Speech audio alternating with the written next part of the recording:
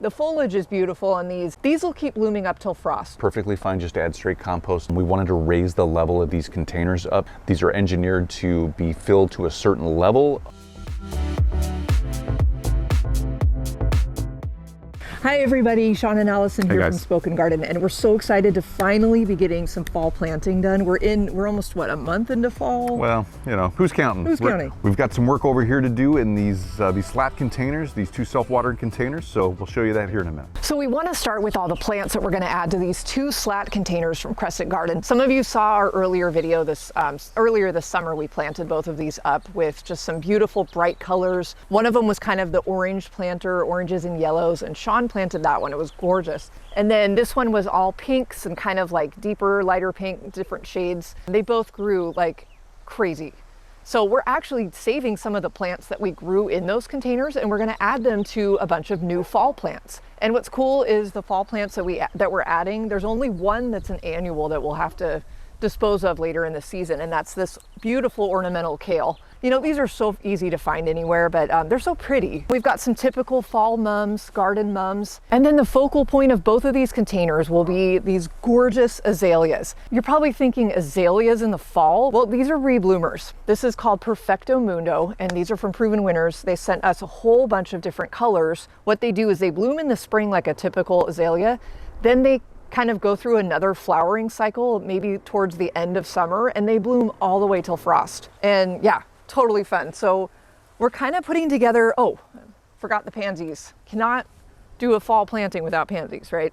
We just got a little 6-pack here from Home Depot, just a whole bunch of colors. So that'll be lots of fun, really bright and colorful. We have some plants already in here, like this, we've got some Silver-Swirl Centauria.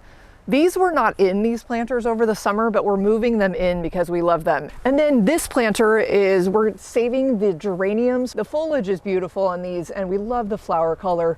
These will keep blooming up till frost. We've had geraniums reblooming into like November and December for us in the past. Now, before we plant any plants in existing containers with existing plants, we want to go through and kind of clean them out, see how everything's looking. One thing that I like to do is I like to go in, especially with these geraniums, see if there's any dead leaves, any dead stems, anything I need to remove before we plant something new, because geraniums and other plants too are susceptible to botrytis.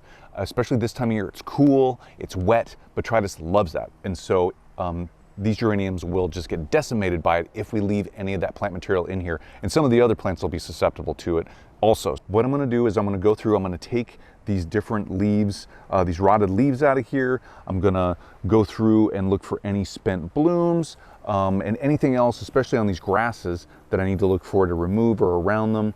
Before we plant these plants, we also need to make sure and be aware of the plants that are already existing in these 2 containers, because we don't want to disrupt their root systems and put any unneeded stress on them while we're planting the new plants. So when we go in here, we're gonna need to be very careful of where we're placing our hori-hori knives or our trowels if you're using a trowel. And when we're removing that soil or displacing soil, we need to make sure we're just aware of any of those roots of the existing plants. And so then we can just get our planting done.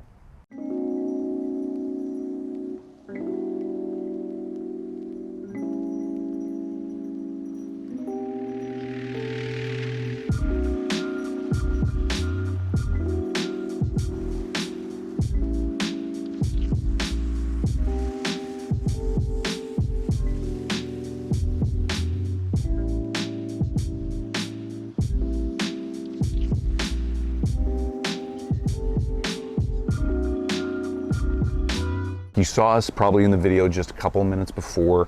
We were adding more, it looked like soil to each one of these containers. It's compost, and so it's what we had readily available. It's perfectly fine just to add straight compost in.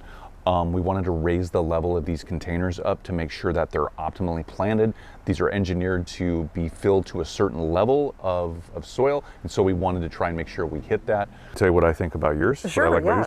I like all the color in yours. I like the evergreen azaleas in the back, all the yellow and even the purple and the kale.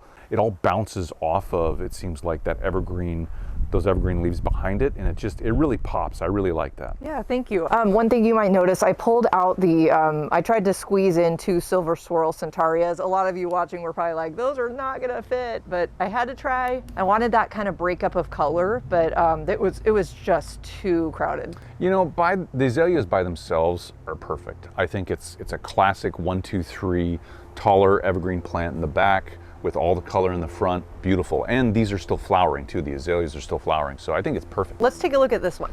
Yeah. I love this, honey. This turned out beautiful. Thank you. Yeah, it was a little bit of a challenge, again, with the already established plants in the container, the geraniums and the grasses. And yeah, it looks full instantly. I'm kind of envious of yours because I like having that extra space around the plants for them to grow into. And see, I want more fullness, but See? I Yeah. love the leaves of the geraniums over here just totally just pop. See, the horticulturist in me is love like, that. everything needs more space, and that's why I like your container. But I get why a lot of people like that instant pop, that instant gratification of a full looking container. I totally get it. Best practices here now is to water all these in. We've been getting a lot of rain squalls and rainstorms lately. We need to fill these reservoirs up because these are self-watering containers. So we could get away with just kind of halfway filling these self-water containers, the reservoirs, and then we wouldn't have to worry about any of the watering for quite a while, even with the rain coming in. We would have to probably monitor them with really heavy rains to make sure they're just not filling completely up with water. But that's one of the benefits of using these self-water containers, even in the fall months, is that we can get away with just kind of setting them and forgetting them again. So the last thing we need to do is to add a slug repellent, because this time of year in the fall, especially in the PNW, it's like crazy slug time. We're seeing slugs everywhere. They've just like, there's trails everywhere. They're eating plants.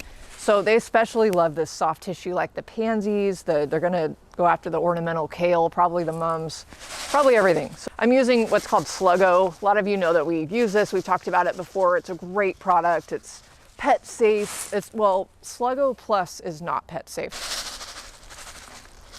So yeah, getting this in here, just shaking it. We might need to reapply it in a couple weeks, but we'll keep an eye out for it. Normally you would want to water and then add Sluggo.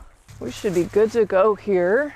All right, so we just need to find a new home for these guys. That shouldn't be too hard. Yeah, more containers. Yeah, more containers. Guys, this was a lot of fun. Let us know what you think down in the comments. If if you like the color combinations, the plant combinations, if you have these in your yard, we'd really like to know. Also, make sure to hit that thumbs up and that subscribe button so you can get more of our content. And if you want to find out a little bit more about these self-watering containers, check down below for the link, but we also have another video that we talked a lot more about these. Yep, anything we can set and forget is coming into our garden, or we're gonna try to get it in our garden. Absolutely. So yeah, so thank you, Crescent Garden. Have a great day out there, get that fall planting done, and we'll see you later. We'll see you in the next one. Bye, everybody.